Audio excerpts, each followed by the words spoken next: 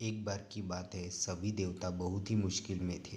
सभी देवगण शिवजी के शरण में अपनी मुश्किलों के हल के लिए पहुँचे। उस समय भगवान शिवजी के साथ गणेश और कार्तिकेय भी बैठे थे। देवताओं की मुश्किल को देखकर शिवजी ने गणेश और कार्तिकेय से प्रश्न पूछा, तुम में से कौन देवताओं की मुश्किलों का हल करेगा और उनकी मदद करेगा। जब दोनों भाई मदद करने के लिए तैयार हो गए तो शिवजी ने उनके सामने एक प्रतियोगिता रखा।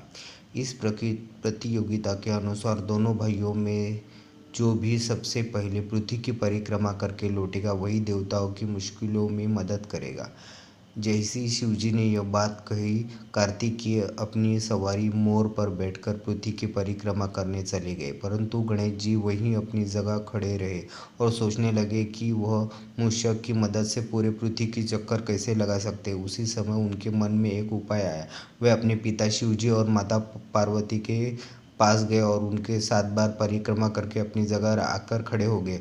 कुछ समय बाद कार्तिकेय पृथ्वी की पूरी चक्कर लगाकर पहुंचे और स्वयं को विजेता कहने लगे। तभी शिवजी ने गणेश जी की ओर देखा, उनको प्रश्न किया, क्या गणेश तुमने पृथ्वी को परिक्रमा करने नहीं गए। तभी गणेश जी ने उत्तर दिया, माता पिता में ही तो मेरा पूरा संसार है, चाहे पृथ्वी की परिक्रमा करूं या अपने माता पिता की, एक ही बात कहते। यह सुनकर शिवजी बहुत खुश हुए और उन्होंने गणेश जी को सभी देवताओं की मुश्किलों को दूर करने की आज्ञा दी। साथ ही शिवजी ने गणेश जी को सभी आशीर्वाद कर दिया। कृष्ण पक्ष में चतुर्थी जो भी व्यक्ति तुम्हारी पूजा करेगा उसके